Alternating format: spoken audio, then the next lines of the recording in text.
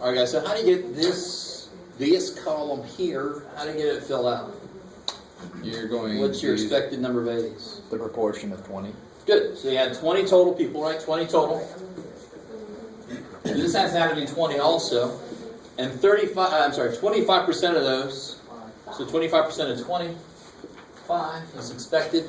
B's 30% of 20. 6. C's 35% of 20. 7. And then D's 10% of 20. 2. And then just to check, 9 and 6 is 15 plus 5 is 20.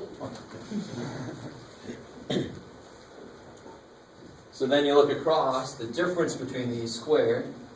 4. Yes, 2 squared is 4, 1 squared 1, 2 squared 4, 1 squared 1. That was weird. Finish it. Then you take each one of these divided by the expected, right? So make sure you've got your columns labeled right so you can look at the right place. So 4 divided by 5, 1 divided by 6, 4 divided by 7, is that right? 4 divided by 7, I don't know what 4 divided by 7 is. Certain. And then 1 divided by 2.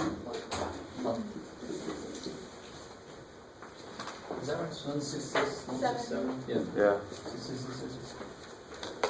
And if you add all those up, so is it very cool so far with this? You guys? Yeah, 2 point something.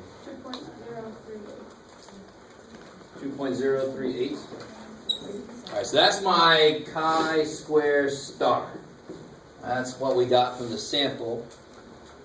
So we're doing it a little out of order from my hypothesis test, but we're just going straight to the heart of the test. We're going to calculate R's, and we're going to see what the required was. So if alpha is 0.05, because we have to assume that because it doesn't say. That's what it's supposed to use. Degrees of freedom here would be 3. So it's the same one we just used a minute ago, which was 7.815. 7.815. And where did we fall? Below that. Yeah, we're at 2.038. So that means we found that they're pretty uniformly distributed. We have not found evidence to say that they're not distributed the way he thought it would be. So it's sort of evidence that supports, it's evidence that sort of supports that it did fall the way he thought it would. You can't say that it's proof because it's just a sample of grades. Right? But it's not strong enough to say that it isn't the way he thought it would be. So right now, all we can say is it seems like it probably is the way he thought it would be. Because we can't say that it isn't. We can't just say we have proven that it's exactly the way he thought it would. We can't say that. That's the one thing to be careful about. You can never say that. I won't say that. Good old meatloaf, yeah. All right. Cool. So this is not meant to be, I wanted to end the semester on not too easy of a note, but this has got like little flavors of different things, and it's relatively simple computationally, and it's remarkably powerful. If you keep going down this road, so if you're taking, so nobody was taking psych. Psychology is really big for this kind of stuff, right? Psychology is huge for what age were you potty trained versus whatever you do later in life, right? Are you a CEO, or then you were potty trained early, or whatever? It's horrible. It's a horrible summary of psychology. There's psychology in a nutshell. Is they're always concerned about toilet training? I don't know. No, it's not true. I was actually a psychology major to start with, so I want to show a little more respect. But they use statistical analyses, especially this. And this will lead to something that's outside of the realm of our class. It's not a Stats 1 level topic, it's Stats 2 level. Is what if there were several different groups of people or something? What if there were more than just one set of data? What if I had like 5 classes? Or what if I wanted to see the effect that different things had on one thing. So I wanted to see how does everything affect each other, or which thing has the most effect. So I have multiple measures. I don't know if you guys are kind of with me or not. Right now we only have one thing, we're always kind of analyzing. We don't really analyze. The most we got was 2 samples for hypothesis test, right? But the next level would be these what's called ANOVAs, analysis of variance, and also you could do studies with chi-squared that analyzes several different categories at once to see which category has the most effect. So exercise versus diet versus numbers of hours of sleep. And then you put somebody's health level. And you see which one had the most effect on somebody's health. You can do that all at once, one big thing, to say which one had the most effect. That's the next step that's outside of the realm of our course. Right? Cool.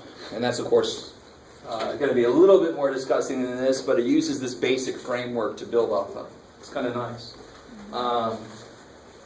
Okay. Let me see. So just to show you what's happening next week, we've got Tuesday and Thursday. Let's see, next week. I'm trying to remember what's going to happen. Oh.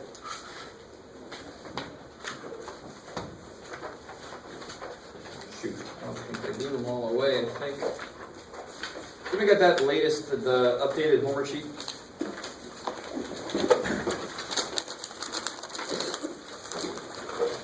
Right here. Cool. Thank you. Oh, good. Okay. I couldn't remember what exactly was our last day. So next Thursday is the review for the final. And actually, I'm going to sort of, on Tuesday, there's not enough time to really do a quiz on this stuff. So on Tuesday, we're sort of going to I'm going to have like an in-class quiz kind of thing, based on the most recent stuff that don't have their own quiz. So it's not going to be a quiz. I'm not going to count it as a grade, but it's going to be, I'm going to let you guys work in groups on it. That'll be part of the study. And then Thursday is going to be the general review for the final. And what could be on the final exam?